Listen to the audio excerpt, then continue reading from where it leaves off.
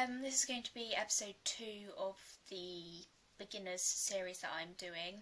I did just try to make the video and then my phone ran out of storage space halfway through making the video, so I'm having to make it all over again.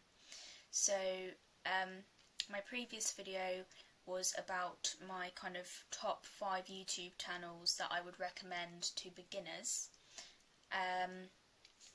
Today I'm doing a similar video, well, it is the same day, but I'm doing a similar video based on the top 5 books I would recommend for beginners, in particular beginners who are interested in a similar aspect to me.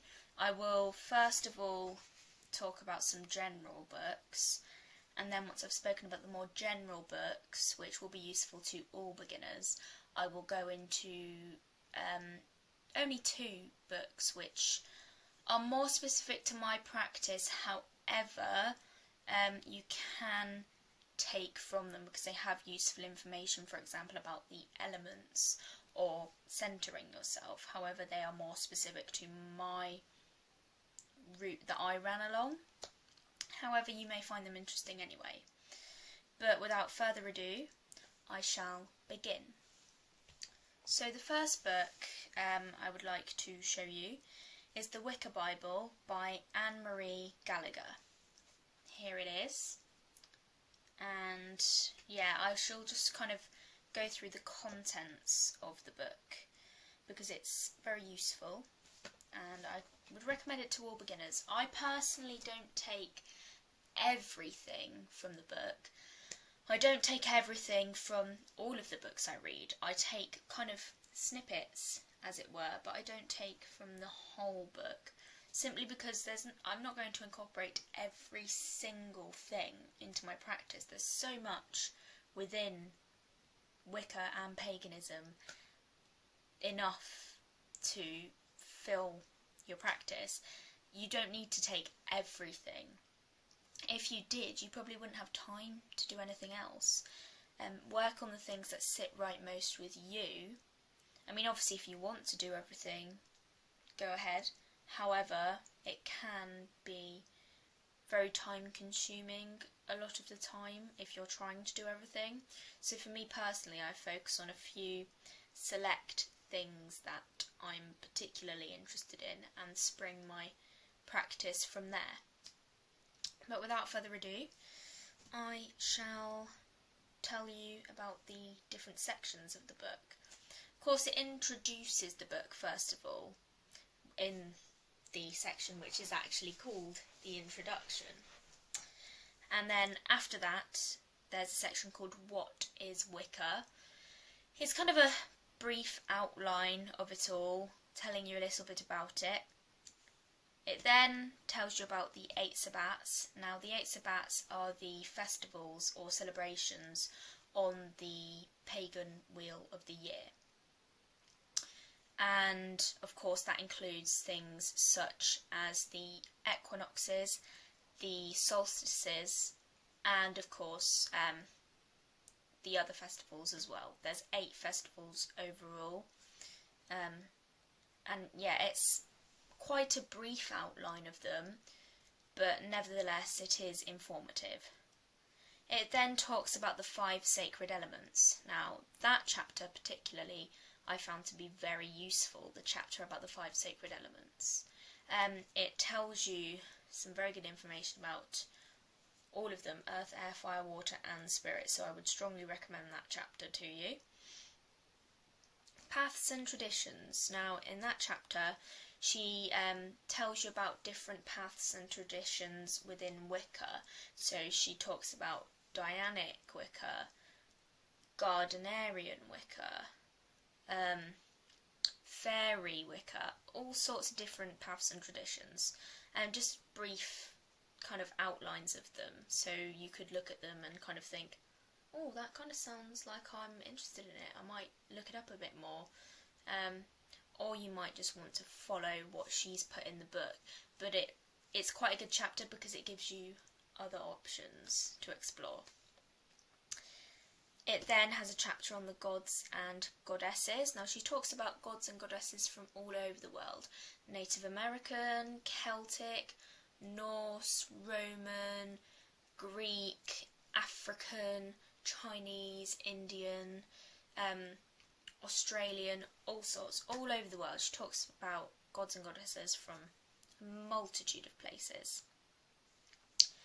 Then there are a few visualizations, such as finding your spirit animal, and the visualizations are very good, but what I would say is that I wouldn't try doing a visualization without having done some sort of guided meditation first for a little while, just practicing guided meditations, simply because doing a visualization on your own without having any previous experience, you probably won't get that much from it. Then it talks about, there's a chapter called the Sacred Circle, so it talks about circle casting and things like that, and tells you the importance of a circle. Becoming Wiccan talks about kind of some rituals which they do when you choose to really dedicate yourself to the path. I personally don't think, as a solitary witch, I don't think it's important to do that ritual. However, it may be more important within a coven situation, almost like a rite of passage within the coven in a way. However, as a solitary witch, I believe it's not as important to do that as it would be if you were in a coven. It then has a chapter that is called Magic, and within that chapter it includes a couple of spells. Obviously not a lot of spells, only a few basic ones, but if you do want to have your try at it, they are there. However, I would strongly recommend expanding your knowledge before you try to do a spell. It then has a chapter called Developing Skills and Knowledge, and in that chapter it talks about a multitude of things: runes, palmistry, trees, herbs, astrology, tarot, crystals, all sorts of things. Obviously you might not incorporate all of them into your practice, but it gives you a basic information so that if you do wish to use them, you have a basic understanding and have the knowledge you need to then look those things up a little bit more. And then the final chapter is called Rituals and Ceremonies. It has things such as a hand fasting, which is a Wiccan wedding. It has, I can't remember what it's called, but it's like the equivalent of a divorce. It's got things about like newborn babies, and then even things about like death and stuff. So it kind of covers a range of things and a range of rites of passage and things like that. And that's the final chapter within the book. Now for me, I don't take everything from that book, but I take little snippets.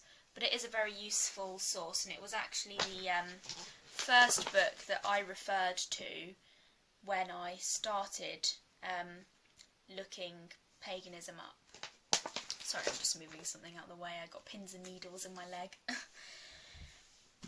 The next book I would like to tell you about is the Element Encyclopedia of Witchcraft by Judika Isles. Very big book, thick as you can see. This is the front cover. Now for me, I love this book because you don't need to read the whole book because it's so big, but it tells you about the history of witchcraft and paganism, tells you about a multitude of different traditions and spiritualities, and is a very good source of information for a lot of practices. So I shall tell you about the different chapters within this book. Chapter 1 is about animals. The next chapter is Books of Magic and Witchcraft. Then it's botanicals, calendar of revelry and sacred days. Now I love this chapter because it talks about sacred days from a multitude of spiritualities, religions and practices. Not just Wicca, but for example, it talks about the Mexican Days of the Dead. Talks about some Russian ones, some European ones, all sorts. Has a very wide multitude of festivals and sacred days. It even has a couple of Hindu ones in there, so it's a very good chapter to look at. It then talks about creative arts. Then there's a dictionary of witchcraft with a magical vocabulary. Then there's a chapter called The Divine Witch, Goddesses and Gods. So it, again, similarly to the other book, talks about a multitude of deities from various different cultures and spiritualities. Then there's another chapter called Ergot, the Corn Mother and the Rye Wolf. Then there's a chapter called Fairies, which of course I love because me and fairies. Then there's a chapter called Fairy Tale Witches and Mother Goose. A chapter called Food and Drink. A chapter called The Hag, and this kind of talks about some history as well, this chapter. Then there is The Horned One and the Devil. Again, talks a little bit about history as well. Magical arts, magical professions, which as well is an interesting chapter. Places, a witch's travel guide, so it talks about sacred places from around the world. Tools of witchcraft. Witchcraft Hall of Fame, so basically famous witches throughout history. And then witch craze, persecution of witches. Now this is kind of a very good history, and talks about, for example, things like the Salem witch trials, and talks even about the persecution of witches in Europe. And I learnt actually from that chapter that Hansel and Gretel is actually based off of some of the things that happened to witches. For example, in Germany and areas around Germany, they had like these places where they would burn witches, and putting the witch in the oven was a metaphor for that. And it was kind of propaganda, the book Hansel and Gretel, against witches, and kind of put the idea in little kids' heads that witches were bad. And a lot of stories did that by having the wicked witches or the wicked hags. They would put the idea in younger children's heads that witches were bad or witches were scary. And of course they didn't have like a lot of media and stuff back then, so they believed a lot more things a lot more easily than we would if we were to see a witch shooting a lightning bolt out on the telly. We wouldn't think that's actually real, but back then they might have believed that sort of thing. Then there's a chapter called Women's Mysteries, and then another chapter called Wormwood and Garlic, Dangers and Protection. Very good book, would recommend it. Good reference point for a lot of different purposes. Judica Isles also does a lot of other good books, as does Anne-Marie Gallagher, both of which stick to their series. So, for example, Anne-Marie Gallagher has the Spells Bible, whereas Judica Isles has the Element Encyclopedia of 5,000 Spells, and she also has the Spirits, the Element Encyclopedia of Spirits, and other such books.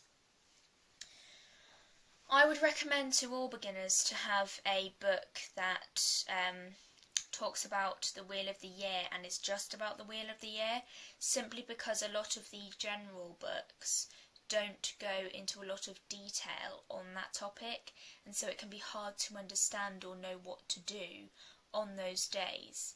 It can be any book about the Wheel of the Year you want, really, but I will show you the one I personally have.